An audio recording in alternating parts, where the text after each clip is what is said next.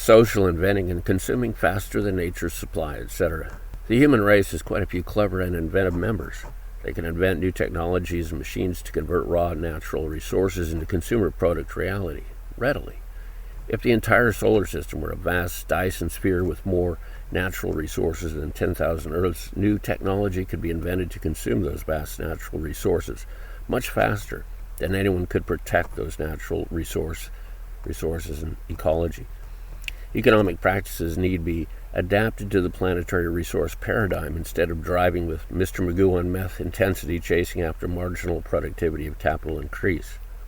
If the Earth's natural resources were limitless, and the space to live without end in the present economic system called capitalism that seeks after increase of the marginal productivity of capital might not be too harmful, at least if the economic system that seeks profit as an end of itself, without concern for vague philosophical issues like global ecosphere limit, had no capability of exhausting the ecosphere, it would be understandable. Unfortunately, the ecosphere has very definite limits, and the economic activity commonly called capitalism is exhausting the ecosphere. Keeping the ecosphere intact and healthy simply is not a concern of capitalists. Capitalism is just a license to go about business largely without regulation. Some have gamed the system and indexed funds and investments to make purely abstract profit without actually creating real business. That practice is rather devastating to the ecosphere, and a better version of free enterprise public capital would be available to finance startup businesses of ecological benefit or of compelling scientific or social interest. One example might be a Department of Defense perception of the need to defend the citizens against COVID-19 casualties, so they put out to bid modified clear plastic Halloween masks with replaceable filters and eye protection that would stop people in congested social areas from being infected. DoD also might adapt Star Wars stormtrooper helmets to survive biological war and stockpile 500,000. DoD seems pathetically ill-equipped for practical survival of pathogens from terrorists or nation state. If capitalism is blind to ecosphere health of planet Earth, it has got the blind loyalty as it were, of most of the people of the United States and perhaps the world. The antipathetic Orwellian foe reinforcing the urge to capitalism is the smitten communist system, aka Marxism. That greatest ism specters of pure bureaucracy for itself. Pure bureaucracy administering equal portions of capital for all citizens except Communist Party members that get quite a bit more than an equal share has a mirrored anti-political partner like so many particles of the quantum world. In corporatism. Corporatism concentrates wealth for the 1%, who may be considered the communist elites of the West. In communism and corporatism, elites had a higher standard of living. I refer to the former Soviet version of communism 1.0 than the proles or masses. Concentrated wealth coincides with concentrated power in both systems. In the West, ordinary citizens have an illusion of democratic power, yet the facts of concentrated wealth and tax cuts to increase the marginal productivity of capital for the most rich speaks for itself. As more machines, science, and technology are added to the inventory of things owned by the most rich and millions of investors in the capitalism market, it is the ecosphere that is the primary victim of development. Mass extinction of species occur while sophisticated ant-like and coordination societies process the natural resources, sometimes converting it into heat-absorbing cities and skyscrapers that collapse with the first few aircraft stolen by uneducated sand people. Wars occur over resources, water, and more reasons that comprise of anthropology of regional wrong human ventures.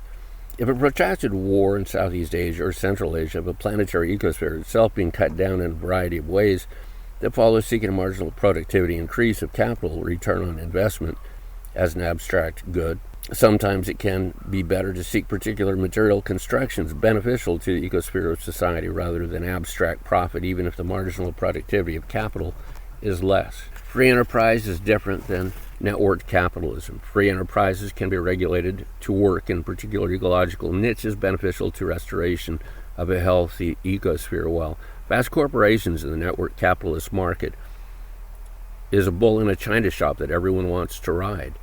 I once met a fellow that had started riding bulls for pay when he was a teenager, and frankly, he was a physical wreck as a middle-aged adult. Humanity should not expect its future on Earth with a degraded ecosphere to be better off. Someday science may learn to produce mass from virtual energy and create new planets, stars, and ecospheres nearly instantly where nothing existed before. I suspect that day is quite a way off, and that it will not arrive before human society has destroyed most free wildlife on the planet and endangered its own social survival because of ecosphere insults perpetrated by a blind ecosphere victimizing economic predator named capitalism. Capitalism at its core isn't really a system of economics. Capital, in the most pure sense, is anything of value. Those things that support life, that cohere in the integral ecosphere of the earth, are the most vital capital of all. I don't believe it is reasonable to consider Christian merit as spiritual capital, since no one deserves to be saved, and all salvation is a result of the grace of God. Free enterprise can continue to build technical and scientific capital, as well as to advance the quality of life for all of the people of the world, if it is put to work within an actual reformed democracy that has maybe 50% public capital and 50% privately held capital, and several other reforms. People should not be allowed to own shares of more than 3 corporations to prevent deleterious networking in pursuit of marginal productivity if capital increases anywhere, simply for itself without concern for the harm to ecosphere in the means of production. Mystical radio mafia should not be tolerated to repress individual free expression of citizens either.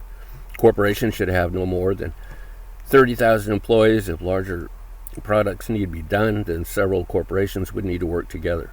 It would be good to prevent formation of too large to fail corporate and financial structures that corrupt the political system. No citizen should be able to earn more than 300 times the average annual income. If a fellow cannot live on 300 times the average man's income, he is a really pathetic creature, wasteful and pitiable. Society should set criteria and objects for free enterprise of value to the ecosphere and society. New enterprises would need to cohere within those criteria. Disconnecting the Higgs field, poem 5:17:20. Here and there, pointillist continue a build, rowing the skiff, clambering over the road, staying in shadows until spring, insouciant compact snow, mirthfully compiled just to melt like thick shadows standing tall. Recall those human ventures in sunshine and heat, waving structures squat and vast, sheltering every manner of idea, swilling the environment, pig hooves hogging one ecosphere blanket covering the earth.